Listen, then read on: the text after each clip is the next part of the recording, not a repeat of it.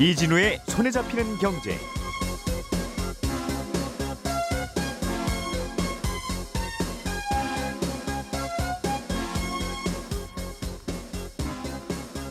안녕하십니까, 이진우입니다.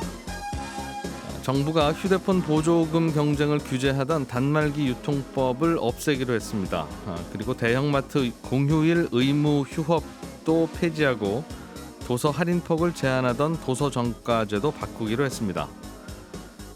금융당국이 기업 공개, 상장 심사를 받는 기업의 심사 요건을 대폭 강화하기로 했습니다. 지난해 상장 전에 실적 뻥튀기 논란이 있었던 이른바 파도 사태를 방지하기 위한 조치로 풀이되고 있습니다. 고용노동부가 연장 근로시간 기준을 하루 8시간에서 주당 40시간으로 바꿨습니다. 지난달에 있었던 대법원 판결에 따른 것인데 노동계는 그래도 하루에 일하는 시간의 상한선이 필요하다는 반발의 목소리를 이어가고 있습니다. 1월 23일 화요일 손에 잡히는 경제 바로 시작합니다.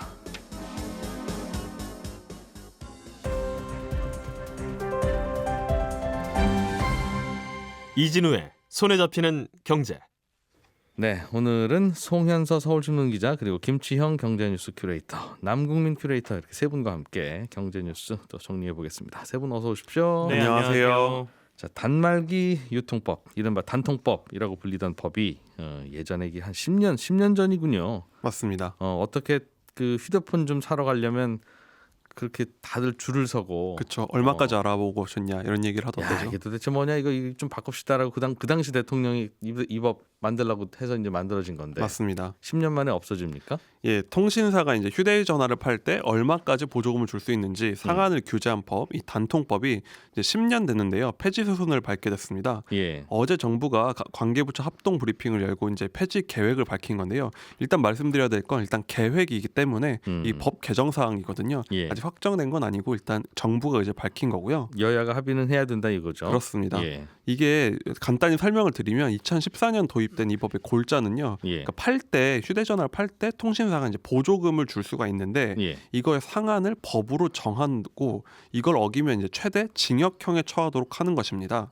이게 이전에도 관련 규제가 있긴 했는데 일종의 가이드라인이지 처벌 규정은 없었거든요. 예. 그런데 징역형까지 갈 수가 있으니까 사실상 통신사 같은 판매자들이 이제 재량이 없어졌다 이런 이제 법이라고 볼 수 있습니다. 그러니까 쉽게 말해서 우리가 재래시장 가서 뭐 평소에 마리당 3만 원에 사던 광어 한 마리를 상인이 반값에 팔듯이 휴대전화를 판매했었는데 그때 가격이 다르고, 그렇죠. 공짜품 막 돌아다니고. 맞습니다. 그래서 명절만 되면 대란이라서 막 줄 서고 성지 찾아다니고 막 이러던 시절이 있었죠. 휴대폰 가격 괄호 열고 시가 맞습니다. 이렇게 팔던 때가 있었는데. 네. 그래서 이거를 당시에 문제가 됐다고 생각했던 게 이런 정보가 잘 아는 사람들은 혜택을 보고 나머지는 너무 비싸게 사니까 이게 너무 박탈감이 느껴진다 이거죠. 예. 그러다 보니까 모두 공평하게 규제를 하자 이런 취지로 도입됐습니다. 휴대전화 사면서 뭐 줄 서면서 고생할 게 아니라 우리 모두 공평하고 싸게 팔자 이런 취지였던 겁니다. 예. 하지만 도입 이후에 이게 사실상 보조금 상한이 굳어져 버리고 예전처럼 휴대전화를 싸게 사기가 더 힘들어졌다 이런 비판이 꾸준히 제기되다 상인들의 경쟁을 막았다는 거죠. 그렇습니다. 그러니까. 예. 그 폐지 여론이 굉장히 높았고 결국은 폐지 수순에 들어간 겁니다. 그러면 이게 만약 폐지되면 앞으로는 또 휴대폰 가격은 시가 이렇게 돼서 네. 얼마에 파는지는 이제 가격도 없고, 어딜 가면 싸게 파는지 그 정보 찾으면서 돌아다니고 손품 팔고 발품 파는, 그러면 또 성과가 있는 그런 이제 시대로 돌아가는 겁니까? 이게 워낙 오랫동안 유지해온 법이라서 폐지 후에 당장 어떻게 흘러갈지 지금 예측이 쉽진 않은데요. 예. 일단 정부가 이걸 개선도 아니라 폐지로 못 박았으니까 상당한 변화는 확실해 보입니다. 그러니까 일단 통신사는 이제 신중한 분위기예요. 곧바로 어떤 의견을 직접적으로 내지 않고 있는데 사실 이전부터 물가 상승이 굉장히 이어지다 보니까 정부가 통신사를 압박을 해오고 있었거든요. 그래서 저렴한 요금제도 만들었고요. 그래서 통신사들도 단통법 도입 이후에 돈을 좀 많이 벌어왔던 것 때문에 사실 시장의 눈치를 보고 있었던 상황이죠. 보조금을 많이 안 줘도 되니까 경쟁이 치열하지 그렇습니다. 않으니까 맞습니다. 통신사들이 회사니까요. 돈을 좀 벌었겠죠. 그래서 예. 단통법이 완전 폐지되면 다시금 점유율 경쟁이 치열해질 가능성이 있다. 이렇게 되면 통신 서비스라는 게 사실 아주 큰 질의 차이를 느끼기가 힘든 인프라 사업이잖아요. 예. 그러니까 경쟁이 붙기 시작하면 다시 보조금을 살포하기 시작하면서 마케팅 비용이 치솟을 수 있다. 이런 전망은 있습니다. 예. 소비자 입장에서 반가운 일이죠. 근데 이게 물론 3, 4의 이제 과점 구조가 고착화됐고 지금 5G 시장이 성숙기라서 예전만큼 치열한 경쟁이 있을지는 좀 두고 봐야 될 상황입니다. 한참 동안 무슨 공짜 폰 많이 다니고 휴대폰 보조금 여기저기서 이제 통신사들이 이른바 그 지르를 당시에 맞습니다. 그때는 돈을 휴대폰 대리점들이 다 벌었다. 그렇습니다. 이게 뭐 대리점이 출혈 경쟁에서 깎아준 게 아니라 통신사들이 보조금 뿌리는 거 대리점들은 중간에서 이제 맞습니다. 콩고물만 가져가는 구조니까 다시 한번 휴대폰 대리점들의 전성시대가 올 거다. 그런 전망도 나오겠어요. 이게 휴대폰 대리점들이 지금 기대가 가장 큰데요. 단통법의 사실 최대 피해자가 이 대리점을 꼽을 수가 있습니다. 그러니까 10년 전에는 마치 수산시장처럼 이제 핸드폰을 시가로 팔았으니까 예. 그러다 보니까 발품 팔면서 이른바 성지라는 곳이 한 곳 뜨면 이제 우르르 가서 사고 이랬거든요. 예. 그만큼 대리점이 그 사이에서 보조금을 얼마를 줄지 결정을 하면서 많은 수익을 남길 수가 있었어요. 근데 이제는 그 사이에 온라인에서 주문한 게 굉장히 익숙해졌습니다. 그냥 저희가 TV 냉장고 살 때랑 비슷해져 가는 거예요. 예. 그러니까 판매 수수료가 필요한 대리점들은 수입이 뚝 끊기면서 사실 수가 굉장히 많이 줄었습니다. 예. 요즘에 주변에 보면 이제 확실히 줄었다는 게 좀 체감이 되실 텐데 이게 단통법이 폐지가 되면 다시 이제 대리점마다 경쟁적으로 보조금 지급을 할 거다. 그럼 손님 유치가 치열해질 것이고 예. 그 사이에서 대리점이 많은 수익을 남길 기회도 생긴다는 거죠. 그러니까 옛날처럼 뭐 용산 테크노마트 곳을 순회하면서 손님들이 싼 휴대전화를 알아보고 할 수가 있다는 이런 기대를 하고 있는 거고요. 오늘 휴대폰 얼마에 들어왔어요? 뭐 그렇게 물어봐야 된다는 거죠. 이제 만약에 이제 이런 메시지 단톡방 같은 거 운영하면서 실시간으로 공유하고 아마 그럴 수도 있지 않을까 싶습니다. 알겠습니다. 이게 뭐 휴대폰 그 이른바 보조금 경쟁을 규제하던 거라 왜 우리는 싸게 못 사게 만드냐라는 반발이 있었던 것도 사실이고 뭐 그게 그렇습니다. 합리적인 면도 있기는 있었는데 그럼 다시 돌아가면 또 어디가 휴대폰 성진이 하면서 여기저기 손품 발품 팔면서 또 거기서 소외되는 분들은 바가지 쓰고 사야 되고 네. 다시 그 시절로 돌아가는 것도 꼭 좋은 것만인가 이런 생각도 들고요. 사실 또 그런 걱정이 따를 수밖에 없는 게요. 사실 그 사이에 뭐 최근에 쿠팡이나 뭐 애플, 삼성 같은 온라인 사이트에서 그냥 돈을 주고 사고 알뜰폰 유심 같은 걸 사용하는 식의 이제 소비 행태가 많이 바뀌고 있었어요. 예. 그러다 보니까 이 법이 폐지가 되면 말씀하신 대로 다시 그럼 옛날처럼 막 정보 찾고 어떤 메시지 같은 거 확인하고 어디 카페 같은 데 가입해야 되는 거 아니냐 이런 걱정이 있습니다.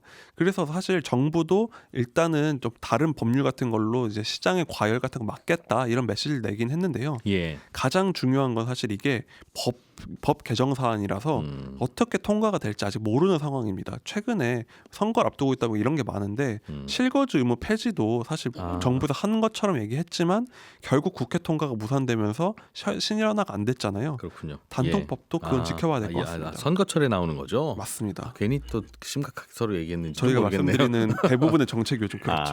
알겠습니다. 요즘 지금 오늘부터 이제 4월까지는 그냥 약간은 좀 그럴 수도 있지 정도의 네. 느낌으로 듣기. 맞습니다.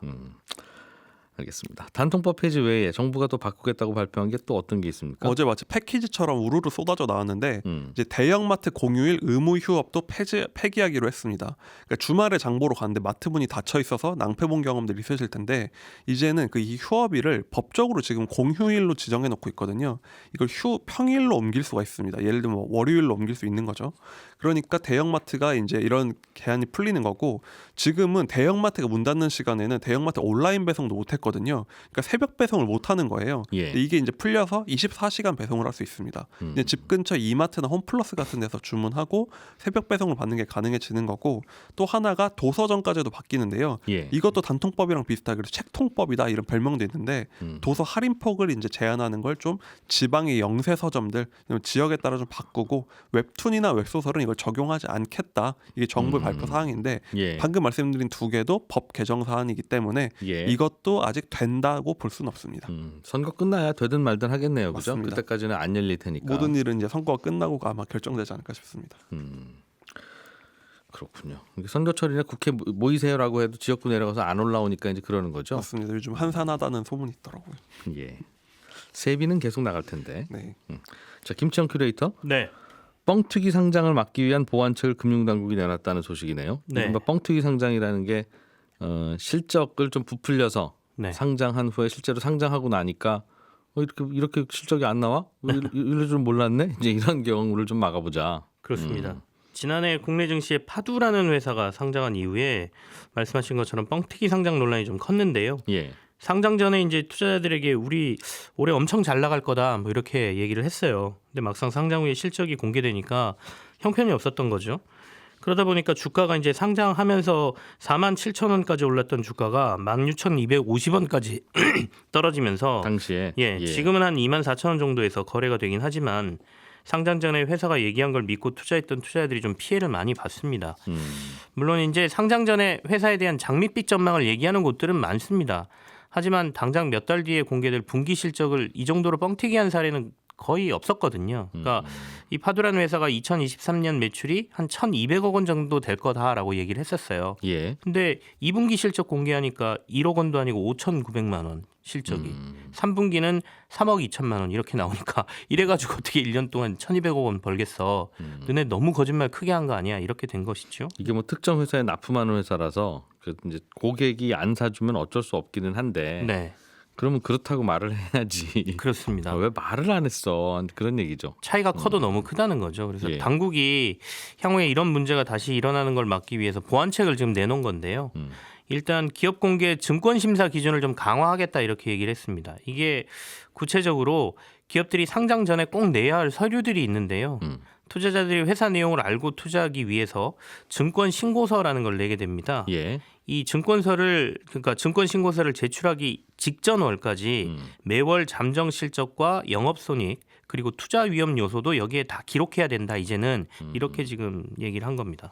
그러면 그 동안에는 어떻게 했길래 이 증권 신고서 제출하기 직전 달까지 실적을 다 내라고 하는 거예요? 법적으로 상장사들은 반기 실적하고 연간 실적을 의무적으로 공시하도록 돼 있습니다. 예. 이 얘기는 반기하고 연간 말고는 안 해도 된다 이런 얘기지 않습니까? 예, 예. 근데 이제 투자자들 입장에서는 이 기간이 꽤 길기 때문에 일반적으로 상장사는 의무는 아니지만 분기별로 경영 실적을 투자자들의 요구에 맞춰서 공개를 하고 있거든요. 예. 다만 이런 실적을 발표할 때는 그냥 회사가 우리가 이렇게 집계했어, 우리 이 정도 실적 냈거든이라고 내는 게 아니고 회계법인들의 반기나 분기에 검토를 받아서 발표를 하고요. 예. 연간 실적은 제대로 감사라는 절차를 받아서 발표하게 돼 있습니다. 그렇죠. 그건 예. 그렇죠. 예. 그렇다 보니까 회사들은 매월 실적을 공개할 의무가 없어요. 그래서 실제 기업들이 상장할 때도 상장사들이 하는 실적 발표에 준해서 이미 회계법인의 검토를 마친 분기, 반기 실적 등을 기록하도록 돼 있거든요. 예를 들면 1, 2, 3월 달 실적은 5월 중순쯤 돼야 확정되니까 네. 그러면 4월에 상장하는 회사는 1, 2, 3월 달 실적을 회사가 대충은 알고 있을 텐데 우리는 5월 중순에 회계사가 도장 찍고 나서야 발표하는 거라고 하면 네. 그러면 작년 연말까지의 실적만 알고 이제 투자자들은 깜깜이 그렇습니다. 투자를 해야 된다. 그러니까 이제 파두라는 회사가 8월에 상장을 했거든요. 예. 증권 신고서는 7월에 냈습니다. 2분기는 마무리가 되긴 했는데 실적 집계하고 회계 검토 등을 거쳐야 되니까 이거는 증권 신고서에 기재를 안 한 거죠. 그렇겠죠. 그리고 전반적인 올해 우리가 이렇게 될 수 있습니다라는 전망만 얘기를 하는 거예요. 근데 이제는 파두처럼 만약에 7월에 증권 신고서를 내게 되면 예.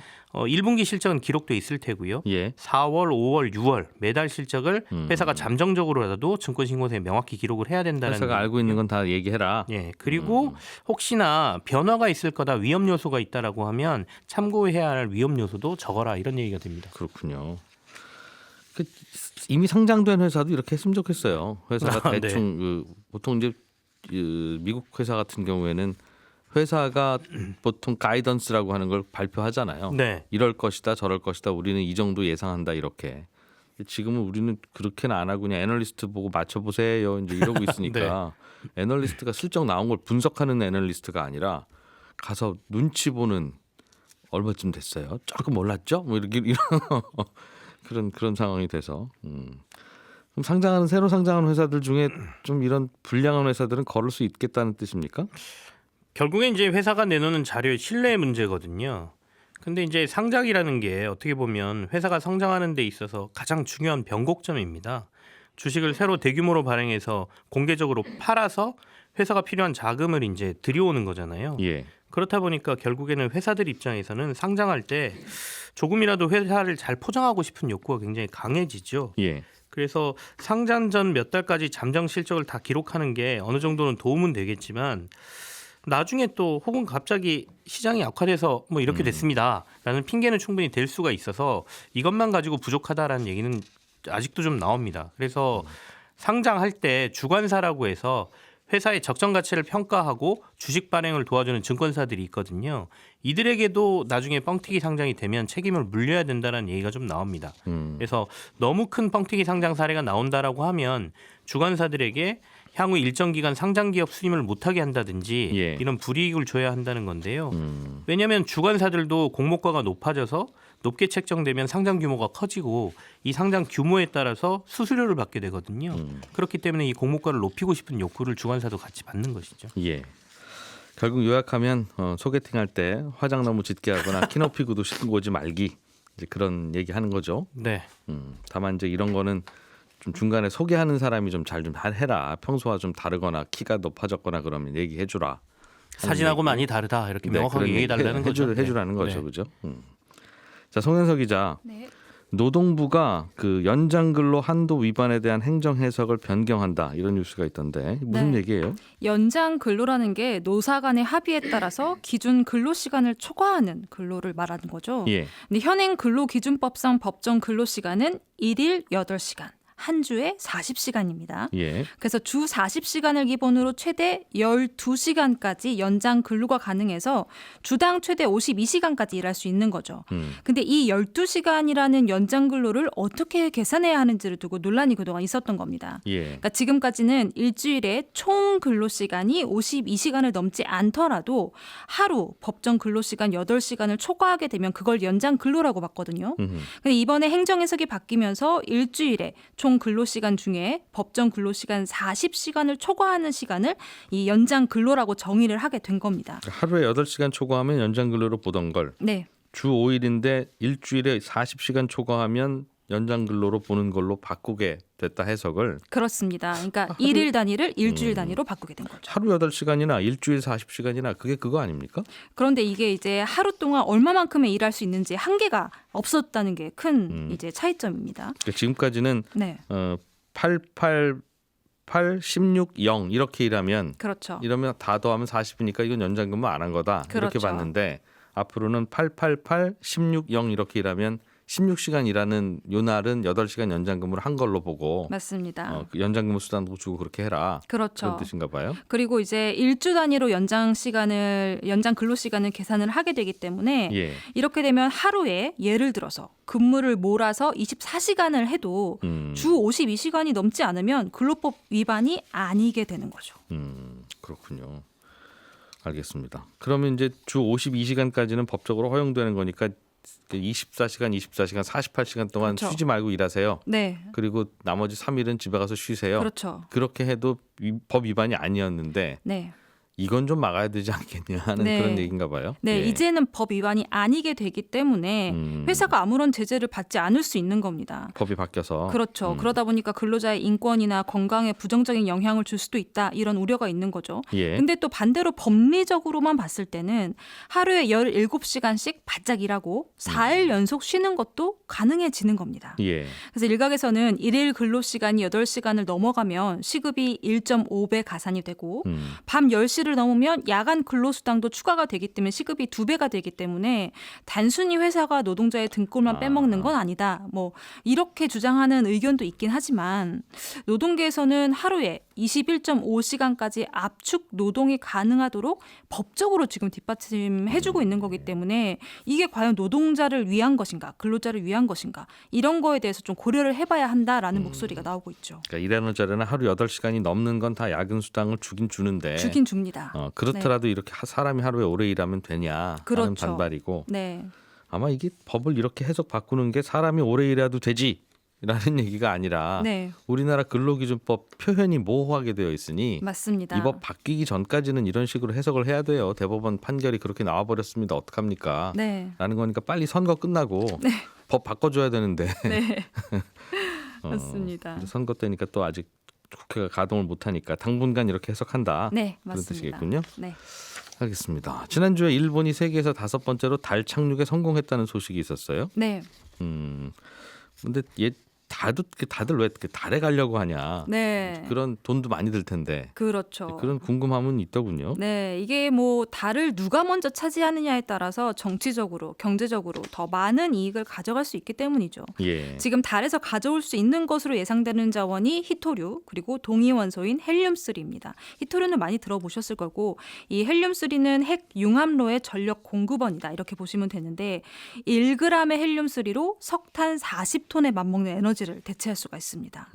근데 이제 경쟁이 워낙 이렇게 치열해지다 보니까 달 탐사에 성공을 하더라도 우주 자원을 이렇게 채굴하고 또 지구에 가져오는 과정에서 갈등이 발생할 수가 있거든요.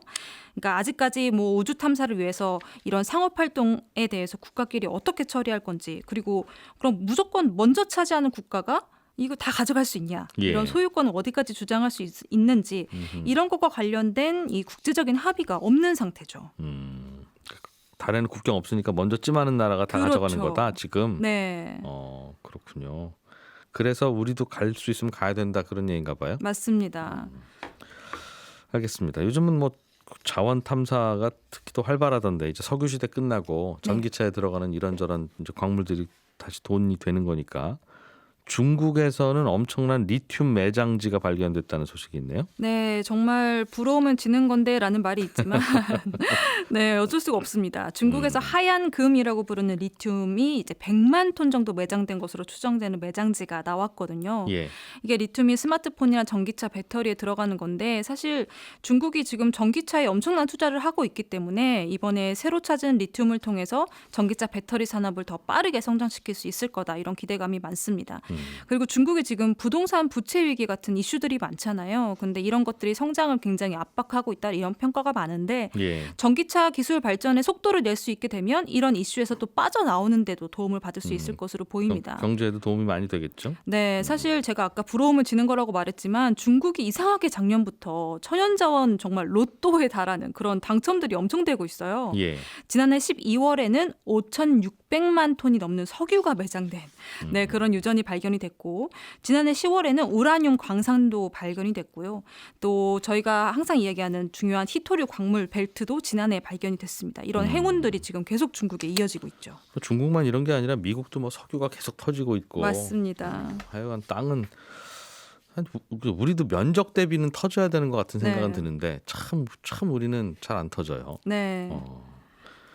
알겠습니다. 우리나라 그 환경이 뭔가 좀 그래도 도움되는 게 없냐 그래서 좀 여쭤본 적이 있는데 네. 지질학자나 이런 분들한테 네, 우리는 네. 너무 지하 자원 없으니까 네. 도대체 우리는 그 나라 땅 정할 때 좀 사기당한 거 아닙니까 이런 식으로 여쭤본 적이 있는데 여쭤봤더니 우리나라가 그건 있다더군요.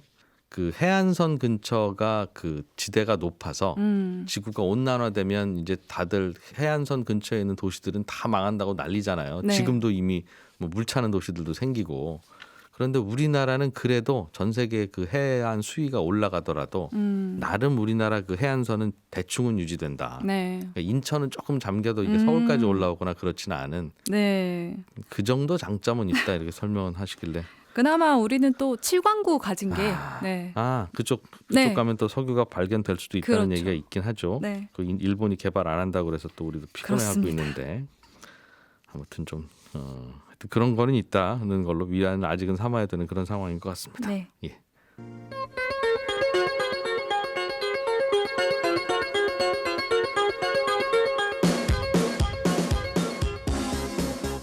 예, 남국민 김치영 큐레이터 그리고 송현석 기자와 함께 했습니다. 저는 내일 아침 8시 30분에 다시 돌아오겠습니다. 이진우였습니다. 청취자 여러분 고맙습니다.